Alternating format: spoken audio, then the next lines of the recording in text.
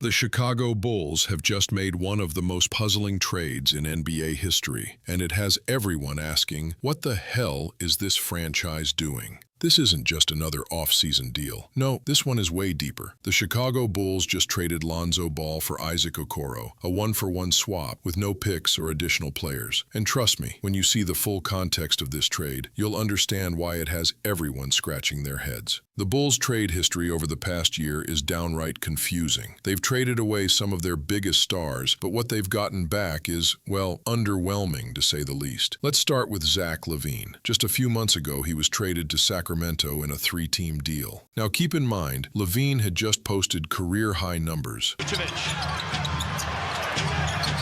LaVine to tie the game. And what did Chicago get in return? Kevin Huerter, Trey Jones, Zach Collins, and their own first-round pick. That's it. Then came the trade of DeMar DeRozan, one of the most clutch players in the league. He's also got 6 dunks, which ties a career high in dunks.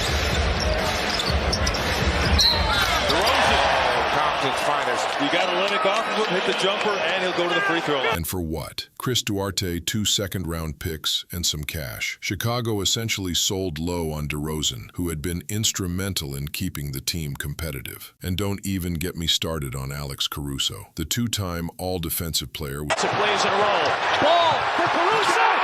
Was traded for Josh Giddey, a talented young player, but one with glaring question marks around defense and shooting. And here's the kicker. The Bulls didn't get a single legitimate first-round pick back from any of these trades. Now let's talk about Lonzo Ball. The hype around him when he was drafted was insane. Magic Johnson himself called him the next big thing. Look back at the 2022 Bulls team. You remember them.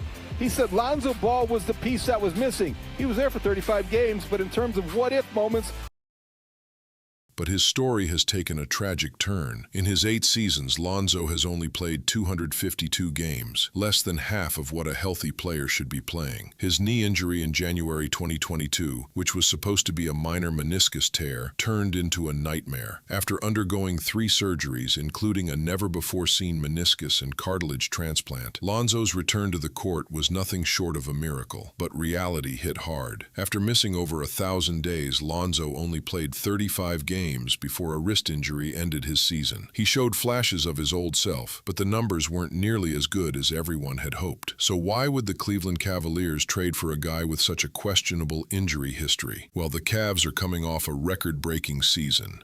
Rebounded by Stevens, 10 seconds to go. Here comes Colin Sexton.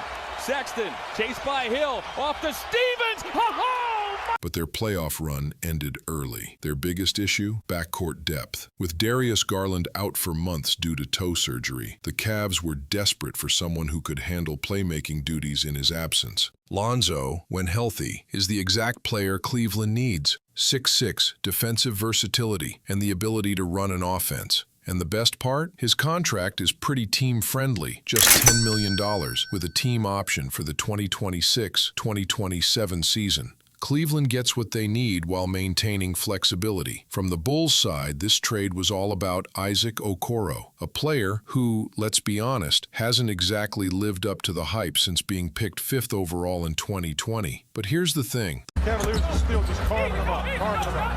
Warren lays it up, he missed it. Whoa, long lead pass to Okoro. How do you like that?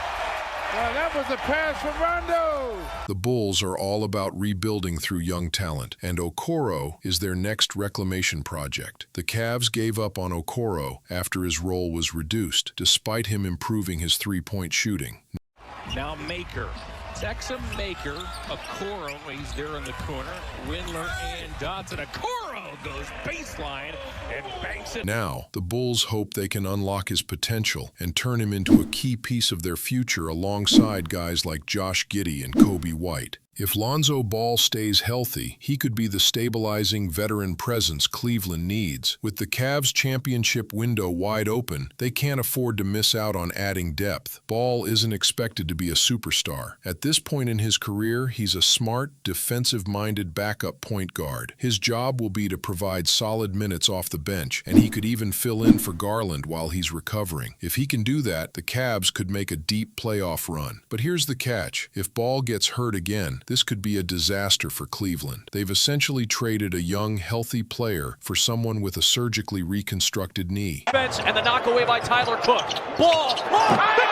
The risk is high. For both teams, the risk is evident. Cleveland is gambling on Ball's health, but if it pays off, this could be a crucial addition to their playoff hopes. For the Bulls, Okoro represents another shot at reclaiming a once promising prospect. He might not be the savior they were hoping for, but if he can develop, he could contribute in ways they desperately need. At the end of the day, both teams made moves that make sense for their situation, but who comes out on top? That's a question only time will answer. I should say, turns around, misfires, rebounded by Dotson. 3 seconds left. The Cavs have a chance. Up to Okoro. He lays it up. He lays it in. Let me know your thoughts in the comments below. Do you think the Bulls got enough for Lonzo? Do you think the Cavs are crazy for taking a risk on a guy with such a risky medical history?